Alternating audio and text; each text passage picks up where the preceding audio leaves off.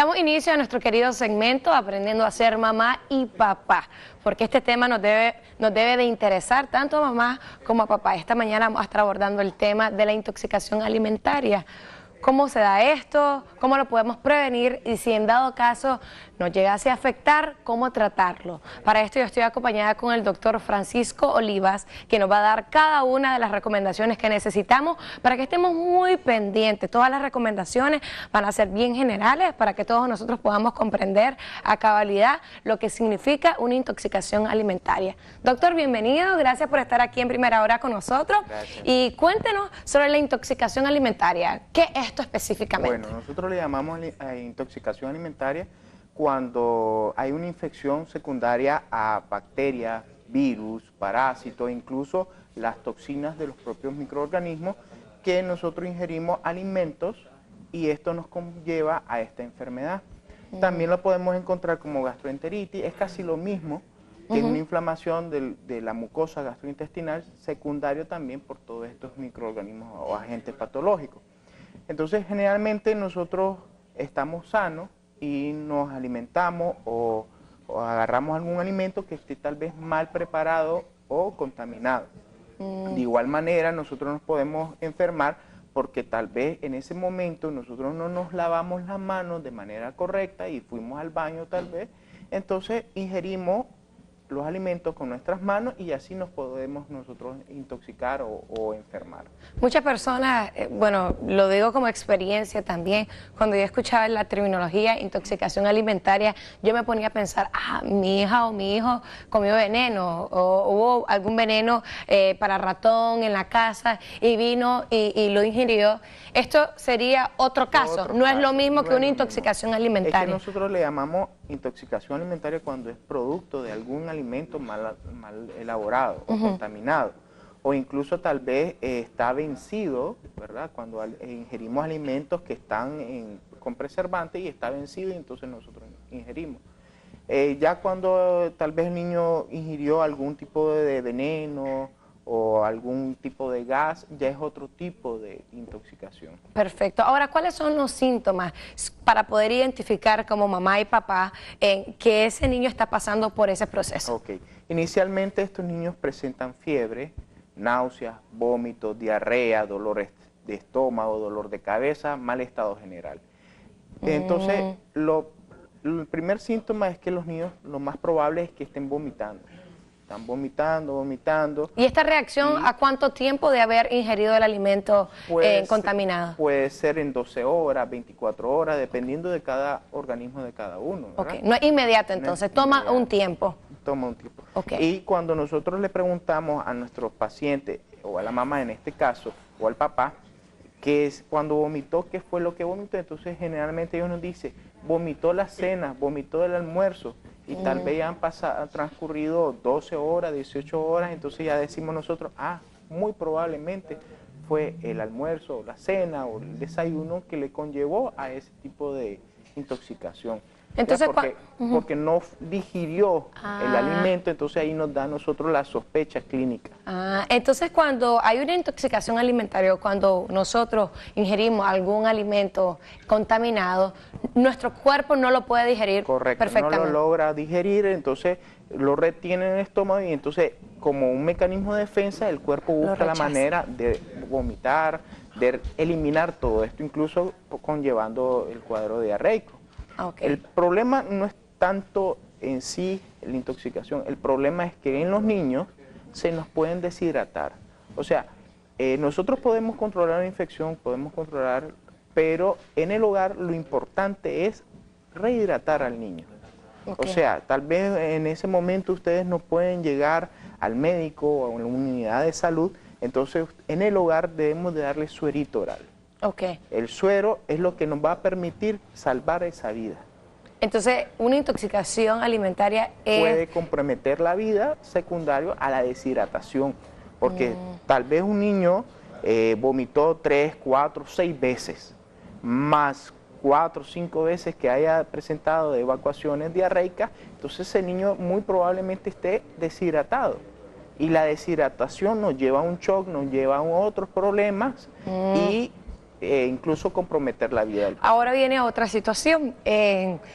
Por lo general, cuando los pequeños están pasando por este proceso infeccioso, no quieren comer nada. No quieren agua, no quieren el suero, no quieren comer. Correcto. Entonces, muchas veces hay personas, estoy segura que nos están viendo en pantalla, que las distancias son bastante largas de donde ellos se tienen que trasladar. Correcto. De su casita hasta el centro de atención de salud, ya sea el centro de salud, ya sea el hospital o algún puesto en particular en donde ellos conozcan que haya algún tipo de doctor o doctora. ¿Cómo hacer en estos casos cuando hay un rechazo del niño o de la niña para poder hidratar nuevamente y sabiendo que tenemos que caminar o que tenemos que transportarnos por muchísimas horas para poder llegar al centro? Nosotros en los casos cuando los niños están con diarrea y vómito, ¿verdad?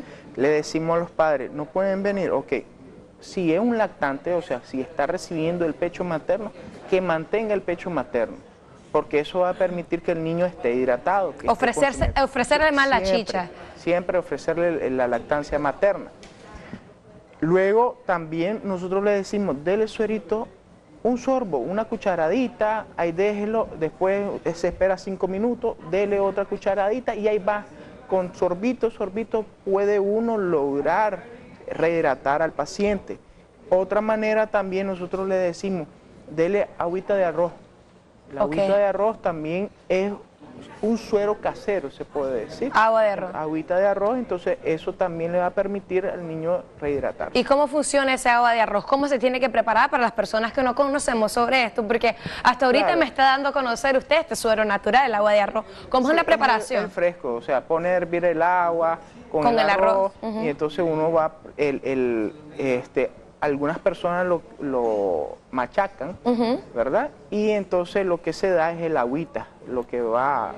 Se tiene que esperar que el arroz... Que se cosa y todo. Que se cosa, exactamente. Entonces esto le va a dar al agua todos los componentes necesarios para poder hacer esa hidratación. Entonces le puede echar un poquito de azúcar y también un poquito de sal y eso le puede dar al niño.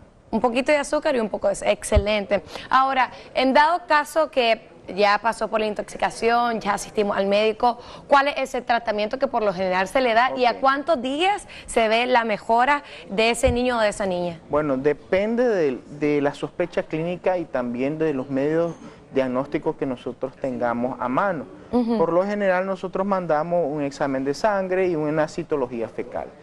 Y con eso nosotros nos auxiliamos para orientarnos si se trata de una infección bacteriana, viral o parasitaria.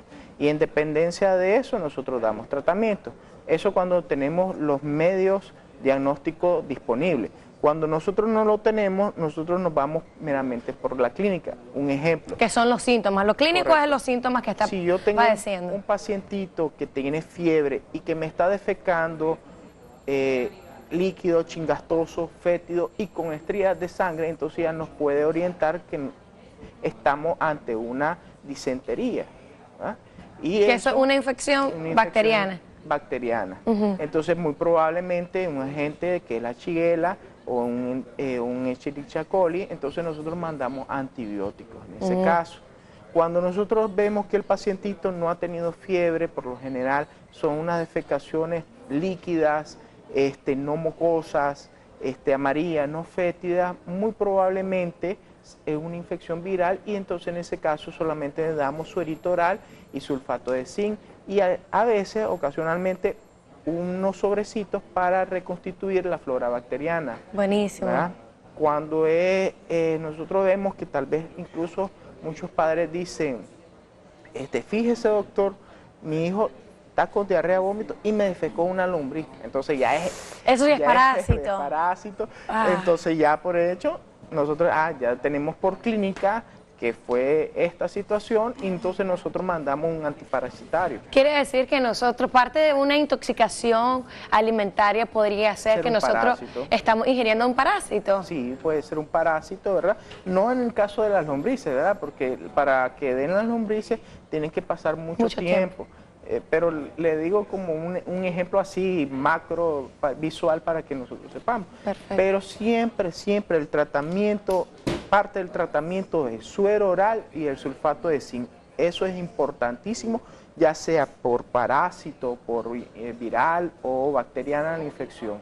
Eso es importante. Ahora, el suero oral. En cantidades, esto va a depender de las edades, la cantidad Correcto. de suero que le tenemos que dar. La cantidad de suero va en dependencia del peso y de la edad del paciente, ¿verdad? Pero por lo general nosotros mandamos 100 cc, que son 3 oncitas por cada evacuación. Por ejemplo, si el niño defecó una vez, son 3 oncitas para que él lo puede tomar de manera pausada, pero que se lo dé. Ahora, solo para la última recomendación, para las personas que están viendo, para que queden bien preparados para esta Semana Santa, que hay un sinnúmero de alimentos y bebidas, y que por lo general me imagino que luego de la Semana Santa ustedes reciben muchos pacientes de las personas que pasan por este tipo de problemática. De 0 a 1 año, si están pasando por un proceso diarreico con fiebre, antes de llegar al doctor, ¿cuánto en cc deberíamos de darle? ¿Se toma en cuenta solamente por la cantidad de defecación que hace ese niño o es dependencia de la edad? ¿De 0 a 1, de 1 a 3, de 3 a 5, de 5 a 8? Ok, por ejemplo, en el caso de 0 a 1 año de edad, uno valora el estado de hidratación del paciente. Si tiene algún grado de deshidratación, si es una deshidratación ya moderada o incluso un shock por deshidratación, ya el manejo es diferente. Pero en el hogar que esté vomitando y presentando un cuadro diarreico, lo que se le puede dar a esa edad va entre 2 onzas a 3 oncitas de suero oral por cada evacuación. Perfecto. Si me defecó 2 veces, son 6 onzas. Okay. Si me defecó 3 veces, son 9 onzas.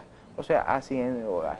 Cuando son mayores de 1 año a 5 años, un ejemplo, puede variar entre 4 onzas a 5 onzas, dependiendo del peso del paciente. Pero lo importante es que le den el suero, ya sea poquito, pero que le den el suero. Eso va a mejorar mucho los síntomas del paciente, lo va a mantener hidratado y vamos también evitar las complicaciones de este tipo de enfermedades. Perfecto, bueno, doctor, muchísimas gracias por todas estas recomendaciones. Lo más importante es mantener una higiene en el hogar. Lavado de manos es muy importante, porque acuérdense que la cadena de transmisión de esta enfermedad nosotros le llamamos ano, mano, boca. ¿Qué quiere decir?